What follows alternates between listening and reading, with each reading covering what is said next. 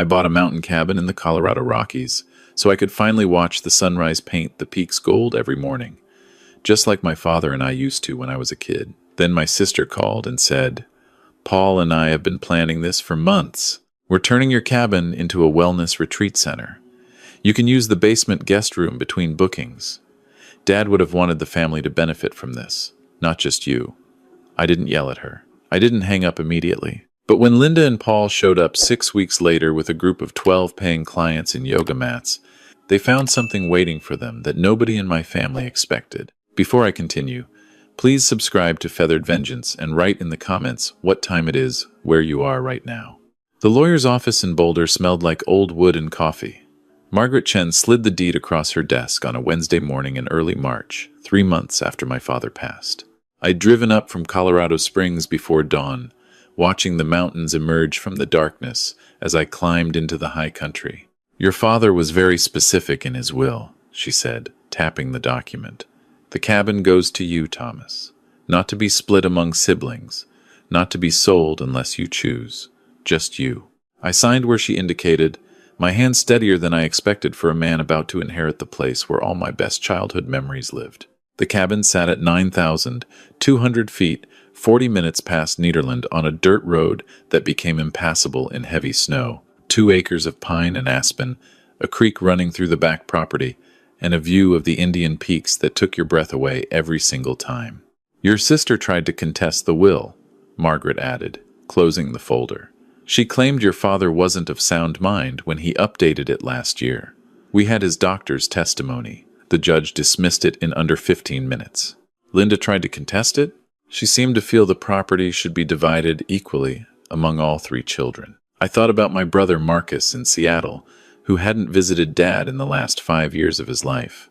I thought about Linda, who'd show up twice a year, always with her hand out, always with some new business scheme that needed Dad's investment. Then I thought about the 63 weekends I'd driven up from the Springs to check on Dad, to fix his roof, to sit with him when the cancer got bad. Thank you, Margaret. The drive to the cabin took another hour and 20 minutes. When I pulled into the gravel drive, I just sat in my truck, engine ticking as it cooled. The place looked the same as always. Same weathered log walls, same green metal roof, same covered porch with the rocking chairs Dad and I built together when I was 16. I climbed out slowly. My left knee, the one I'd destroyed in that warehouse fire back in '09, didn't like the altitude. Inside, everything was exactly as Dad had left it. His coffee mug in the dish drainer, his reading glasses on the arm of his recliner, his firefighter helmet from his 30 years with Denver Fire Department mounted on the wall above the fireplace where he could see it from his chair. My father had been a firefighter. I'd been a firefighter. 38 years with Colorado Springs Fire Department before I retired at 61, 2 years ago. The work had given me purpose after my wife Sarah died, kept me too busy to fall apart completely. But it had also worn my body down in ways I was still cataloging. I spent that first week slowly making the cabin mine while keeping Dad's presence alive. My books on the shelves next to his Louis L'Amour collection. Sarah's hiking boots, the ones she'd worn on our last anniversary trip to Glacier, placed by the door where she'd always left them. My own coffee routine replacing Dad's, but using his mug because it felt right. The eagles came every morning, just like Dad said they would. A mated pair that nested somewhere up the canyon. They'd glide past the deck at sunrise, riding the thermals without a single wing beat, effortless and free. I'd watch them while my coffee cooled, and for those few minutes, the grief over losing Dad and Sarah both felt bearable. I called Linda that Saturday evening. "I'm here," I said. "Finally, got everything settled and moved in." "Oh, Tom." Her voice had that edge it always carried, the one that meant she wanted something. "It's about time. Listen, Paul and I need to come up and see the place. We've been thinking about Dad's cabin a lot." "It's my cabin now, Linda. Dad left it to me. Technically, yes, but it's still family property in spirit. Dad built that place for all of us. You remember the summers we spent up there. I remember different summers than she did. I remember Dad teaching me to fish in the creek, Linda complaining about the mosquitoes, Marcus refusing to help with firewood, me learning to love the mountains in a way that marked me permanently. You're welcome to visit, I said. Just call ahead. Actually, Paul and I have been researching the wellness retreat industry.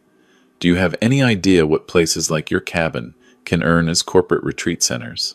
We're talking 20 to 30,000 a month during peak season. My hand tightened on the phone. It's not a retreat center. It's my home. Tom, be realistic. You're 63 years old. How long can you really live alone at that altitude with your knee? Paul's been in consulting for 20 years.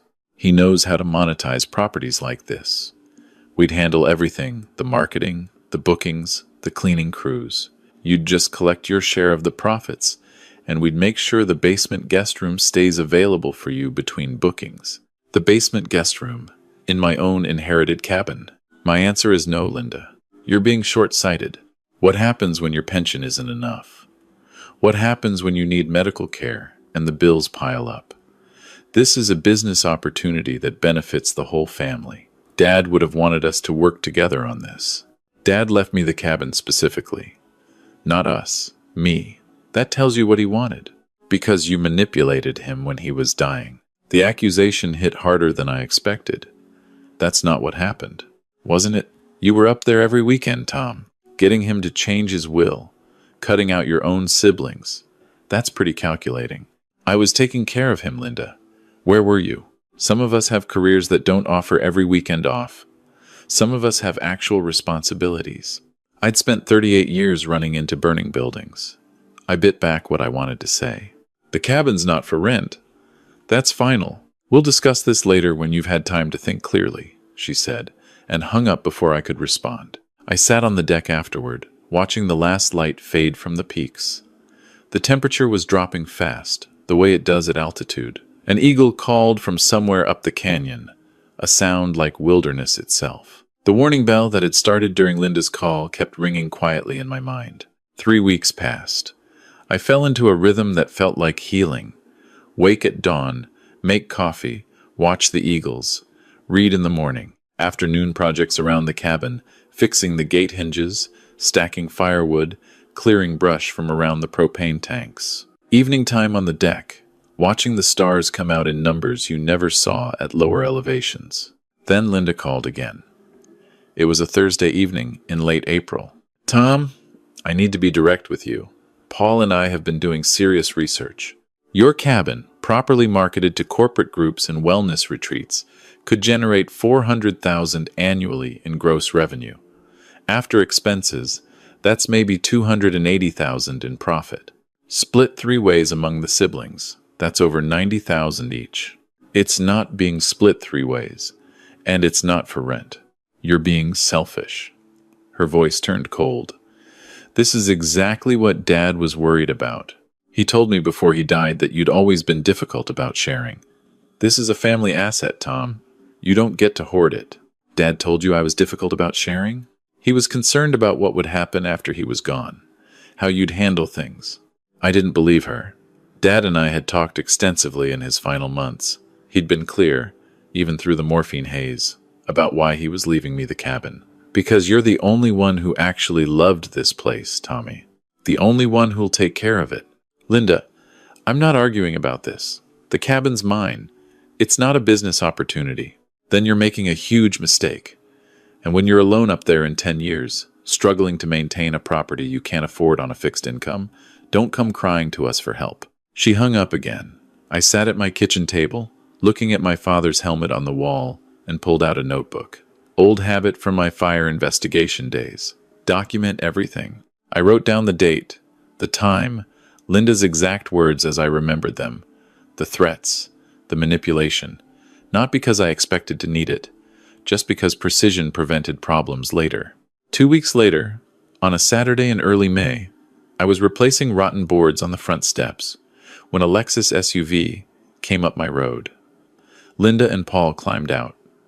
They hadn't called ahead. Surprise visit, Linda said, like we were old friends.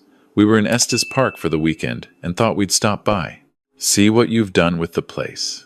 Paul, tall and permanently tanned in expensive outdoor gear that had never seen actual wilderness, surveyed the property with calculating eyes. It's bigger than the photos suggested. The location is premium. What photos? Oh, county assessor records. Google Earth, that kind of thing, Linda said.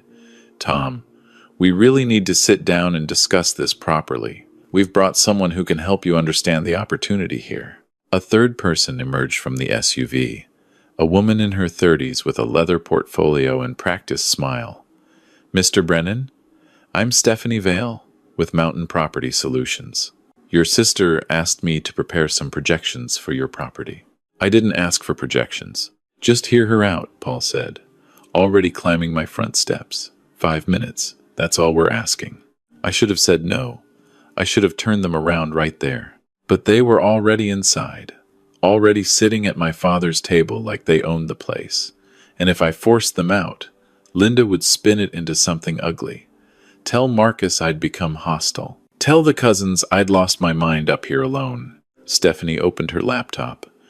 I've done a comprehensive market analysis. Properties like this, in the Boulder County area, positioned as corporate wellness retreats, command between $3,000 and $7,000 per night depending on season and group size. I don't care what they command. Your property could accommodate 12 to 15 guests comfortably, she continued. With proper marketing through corporate channels and retreat coordinator networks, you'd be looking at 70% occupancy year-round. That's 255 days booked at an average of $4,000 per night. Paul leaned forward. That's over $1 million in gross revenue, Tom. Even at conservative margins, you're looking at $300,000 in net profit annually. Your share would be $100,000 for doing nothing. My share.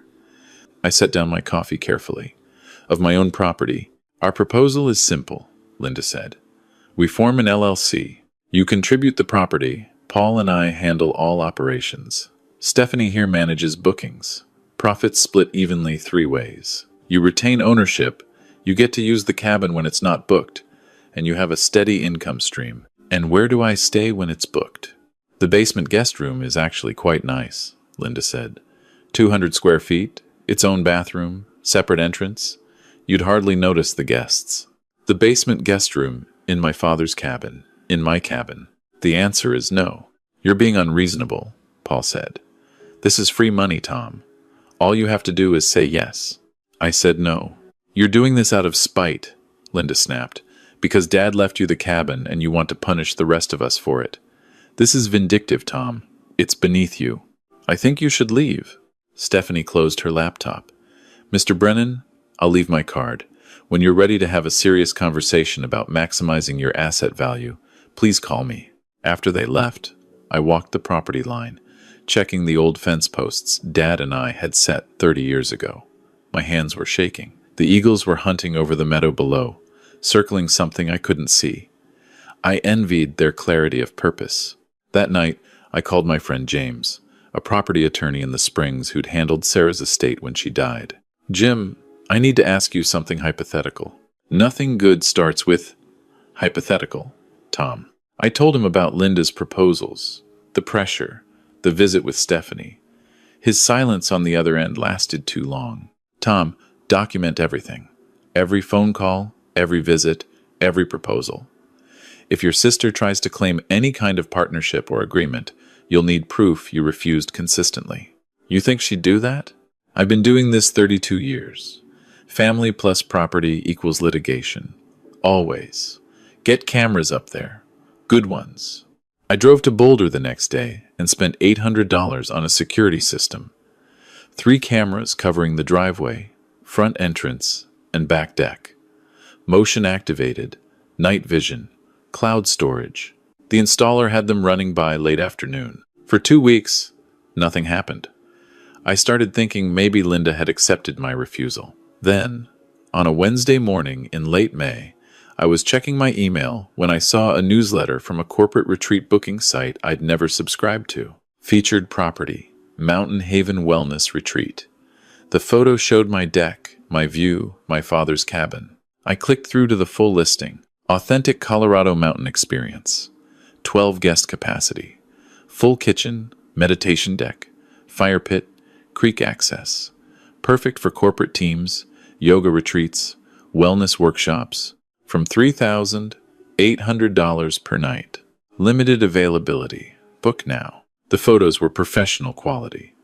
multiple angles of my cabin, inside and out, my living room, my deck, my father's recliner visible in one shot, a calendar showing availability.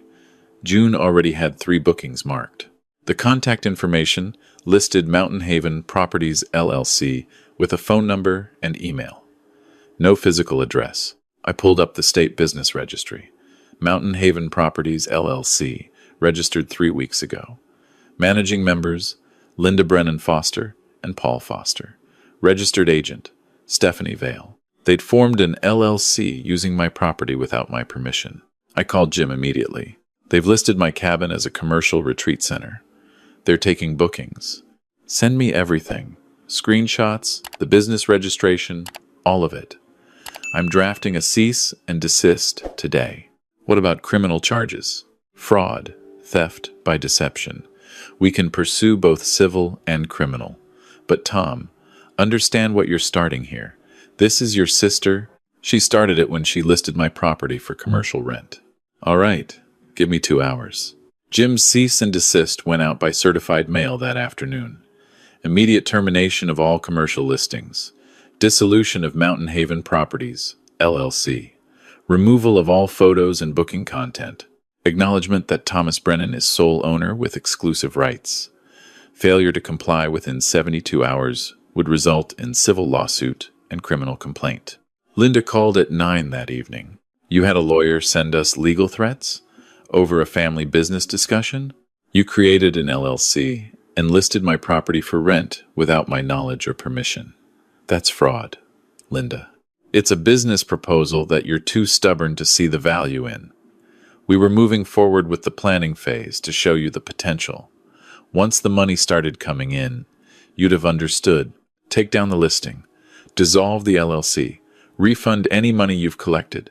This is family, Tom. We should be working together, not fighting through lawyers.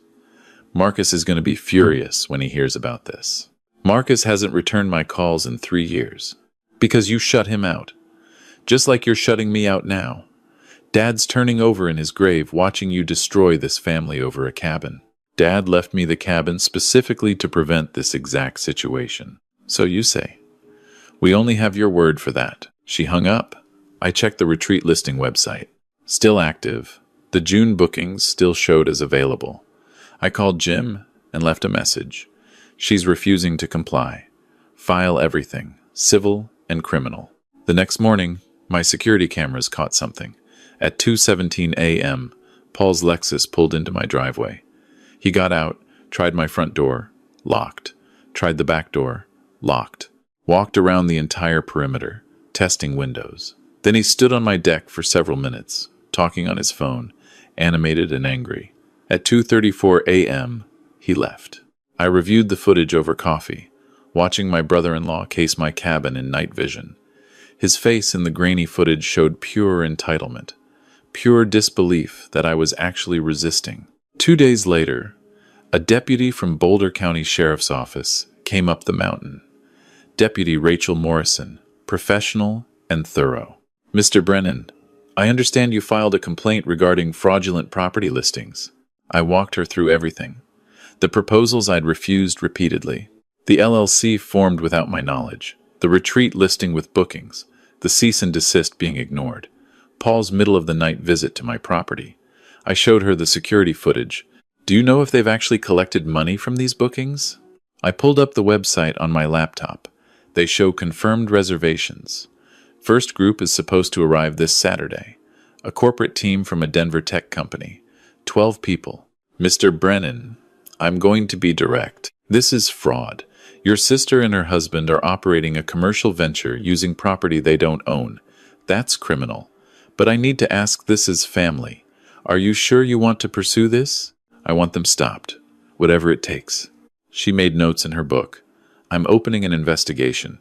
If they show up with those clients Saturday, call me immediately. Don't confront them yourself. Saturday came clear and cold. One of those late May mornings where winter hasn't quite released its grip at altitude.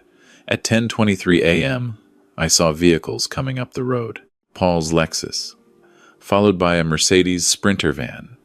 A corporate group. I counted 12 people through my security cameras as they climbed out, carrying yoga mats and weekend bags. I called Deputy Morrison. They're here. Stay inside. I'm 20 minutes out. Linda led the group up my front steps, all smiles and professional hospitality. She tried the door. Locked, she knocked. Tom? It's Linda. I have the Apex Solutions group here for their retreat weekend. Can you please open up? I stayed silent, phone in hand, recording everything through the window. Tom, this is ridiculous. These people paid $6,500 for this weekend. You're embarrassing yourself here. One of the group, a man in his 40s in expensive athletic wear, looked confused. Is there a problem? The listing said the property would be ready for our arrival. Small family misunderstanding, Linda said smoothly. My brother is just having trouble adjusting to the new arrangements. Give me a moment. She pulled out her phone, called someone. A minute later, Paul climbed out of the Lexus, carrying a manila folder. He walked up to my door and knocked hard. Tom, I have partnership papers here. We can sign them right now and make this all official. Stop being difficult. 17 minutes after my call, Deputy Morrison's cruiser appeared, followed by a second patrol vehicle. The corporate group watched, confused, then alarmed, as two deputies approached. I opened my door as they reached the porch. Mr. Brennan, please stay inside. Through the window, I watched Deputy Morrison speak with Linda and Paul. I watched the confusion turn to shock on the corporate group's faces. Watched Linda's professional mask crack into panic. Watched Paul's confidence collapse into defensive anger. The man who'd spoken earlier, clearly the team leader, stepped forward. Are you telling me they don't even own this property? The property owner is Mr. Thomas Brennan, Deputy Morrison said. These individuals have no legal authority to rent or operate any commercial venture on this property. We paid $6,500 in advance. Through their company website, Deputy Morrison handed Paul several documents. You're being served with a civil injunction, ordering you to cease all commercial operations related to this property immediately. You're also being notified that you're under criminal investigation for fraud and theft by deception. Anything you say can and will be used against you. The corporate group got back in their van. The team leader was on his phone, probably calling his credit card company. The weekend they'd paid for was gone. The trust exercise they'd planned was becoming a very different kind of lesson. Linda grabbed Deputy Morrison's arm. This is insane. This is my brother's property. It's family property. He's just being vindictive because Dad left it to him. Ma'am, the deed is clear. Mr. Thomas Brennan is the sole owner. You've been operating a commercial booking service using property you don't own. That's criminal fraud. After they left, Morrison came to my door. Your sister and brother-in-law are facing potential charges of obtaining property by false pretenses, theft by deception, and wire fraud. The wire fraud charge depends on how they processed payments, but if they used electronic transfers across state lines, federal prosecutors might get involved. Will they actually face charges? That's up to the DA. But the evidence is very strong. They continued operations after receiving a cease and desist. They showed up with paying clients after being legally ordered to stop, and those clients will be filing their own complaints. This isn't going away quietly. After she left, I sat at my kitchen table, looking at my father's helmet on the wall. The eagles were hunting again, patient and focused. I'd protected my home, but the cost was becoming real. My sister was facing criminal investigation. My nephew Marcus would never speak to me again. The only family I had left was fracturing. I poured 2 fingers of bourbon, something I rarely did, and went to the deck despite the cold. The mountains were sharp against the afternoon sky, indifferent to human drama. I thought about Sarah, about what she'd say if she were here. She'd been kind, always, but she'd also been strong. She'd stood up to her own sister when that sister tried to guilt us into co-signing a failed business loan. She'd understood boundaries. My phone rang. Marcus, calling from Seattle for the first time in 3 years. You called the cops on Linda? You're having our sister investigated for fraud? Marcus. She created a fake business using my property. She collected thousands of dollars from people for retreats at a place she had no right to rent. She ignored a legal cease and desist. What did you expect me to do? Handle it as family, not destroy her life with criminal charges. She destroyed this herself. She's your sister, Tom. Your only sister. You're willing to send her to prison over Dad's cabin? I'm willing to protect what Dad specifically left to me. If she faces consequences, it's because of choices she made. You've changed. You've become someone I don't recognize. Someone Dad would be ashamed of. That one landed hard. Exactly as he intended. Don't use our dead father against me. Dad always said you were the reasonable one, the steady one. What happened? I started protecting myself from family members who think they're entitled to what I inherited. We're done, Tom. I mean it. Don't call me again. As far as I'm concerned, I don't have a brother. He hung up. I sat on the freezing deck for a long time after that. The bourbon tasted like nothing. A storm was building over the divide, dark clouds gathering above the peaks. I was completely alone in the solitude I'd sought, and it felt heavier than I'd expected. The following weeks crawled by. June came in warm and bright. Jim kept me updated on the legal proceedings. The injunction was finalized. Linda and Paul were ordered to pay damages of $18,700 to the various groups they'd defrauded. The district attorney was reviewing the criminal case. I established new routines around the grief. Morning coffee with the Eagles. Afternoon work on the cabin, resealing the log walls, replacing old chinking, projects Dad had been meaning to do before he got sick. Physical work that tired my body and quieted my mind. I didn't hear from Linda or Marcus. I didn't expect to.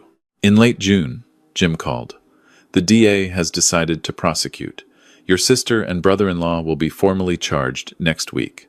Fraud charges, multiple counts. Given the amounts involved and the clear evidence, they'll likely be offered a plea deal. Probably suspended sentences with heavy restitution and probation if they have no priors. What does that mean practically? They avoid jail time if they take the deal. But they'll have criminal records. They'll owe substantial restitution. Paul's consulting business will take a major hit. Your sister won't be able to get licensed for any kind of financial or real estate work. After hanging up, I made dinner and ate it on the deck. The summer evening was perfect, the kind that justified every harsh winter. The eagles were settling for the night somewhere up the canyon. A deer stepped out of the tree line, saw me, and calmly continued to the creek. My phone buzzed. Text from a number I didn't recognize. This is Jessica. You've destroyed my parents' lives. Mom's business is ruined. Dad's losing clients. Their marriage is falling apart. I hope you enjoy your precious cabin all alone. You deserve every lonely minute you have left. I deleted it without responding. Engaging with anger only fed it. My niece Jessica, who I'd held as a newborn, thought I was the villain here. Maybe she was right. Maybe I could have handled this differently. That night, I lay awake thinking about Marcus's words. Would Dad be ashamed? I didn't think so. Dad had been clear about why he left me the cabin, but he'd also loved Linda, despite her flaws. He'd believed in redemption, in second chances, in keeping doors open. At 3 a.m., I got up and wrote an email. Not to Linda or Paul, to Marcus. I'm sorry for how this has affected you. I understand you're angry, but I won't apologize for protecting what Dad specifically left to me. Linda and Paul made choices that had consequences. That's not my fault, but I love you, Marcus. And if you're ever willing to talk, I'm here. The cabin has plenty of room. The offer stands whenever you're ready. Tom, I sent it before I could overthink it, then went back to bed. July turned hot, even at altitude, the meadows filled with wildflowers. The creek ran cold and fast with snowmelt. I fell into the rhythm Dad had taught me decades ago. The rhythm of mountain life, where seasons mattered more than schedules, where weather dictated your day, where patience was survival. I was splitting firewood for winter one afternoon in early August when I heard a truck coming up the road. Marcus's old Ford, the one he'd driven since college, somehow still running after 25 years. He parked and got out slowly. He looked older than I remembered, thinner, tired in a way that went beyond sleep. Can I come in? Of course. I made coffee while he sat at the table, the same spot where Linda had shown me Stephanie's projections months ago. He looked around the cabin properly for the first time in years, taking in Dad's helmet, Sarah's boots by the door. The view through the windows to the peaks. "I got your email," he said finally. "Took me 6 weeks, but I've been thinking about it. And I think you were right about protecting the cabin. I don't know if I agree with how far you took it, but Linda was wrong. Dad left you this place specifically. That should have been the end of it." I didn't say anything, just waited. I talked to Linda last week. They took the plea deal. Suspended sentences, 5 years probation, 23,000 in restitution between all the people they defrauded. Paul's lost half his client base. Everyone knows about it now. Small business community talks. I heard Jessica's been blaming me. Jessica's 28 years old and learning that her parents aren't who she thought they were. "Give her time," he paused. "Linda asked about you." "She did?" "She's not ready to apologize. Don't expect that. But she asked if you were okay up here, alone. Said Dad would have hated us being divided like this. Dad hated people taking advantage of family more." Marcus looked out at the mountains. An eagle glided past the window, close enough to see its white head clearly. "Is that one of the pair Dad used to talk about?" "Same nesting site, anyway. They come by every morning." Dad loved watching them. We sat in silence for a while. Outside, the afternoon light was turning golden on the aspen groves. The temperature was already dropping, the way it does at altitude. A storm was building over the divide. "Can I stay tonight?" Marcus asked. "Long drive back, and I wouldn't mind seeing the sunrise from here. It's been too long. The spare room's yours whenever you want it." That evening, we sat on the deck with bourbon, watching the stars emerge. The Milky Way stretched overhead in a river of light you never saw from the city. We didn't talk much. Didn't need to. Some things heal better in silence. The next morning, I woke at dawn and started coffee. Marcus was already on the deck, wrapped in one of Dad's old wool blankets, watching the sky lighten over the Indian peaks. I handed him a mug and sat down beside him. The eagles came right on schedule, gliding past in their morning patrol. The mountains emerged slowly from the darkness. First the highest peaks catching the light, then the ridgelines, then the meadows below. "I forgot how quiet it is up here," Marcus said. "How complete the quiet is. Takes about a week to adjust. Then you don't want anything else." We sat there until the sun was fully up, the mountains turning from gray to gold to their full daylight clarity. At the door, Marcus paused. "Can I come back? Not next week, but eventually. Maybe bring the kids. They should know this place. Anytime. Just call ahead. I like my quiet." He almost smiled. "That sounds like you." After he left, I returned to my chair by the wood stove. The eagles were back, perched on dead snags above the meadow. I picked up the book I'd been reading, one of Dad's old Louis L'Amour westerns I'd found on the shelf.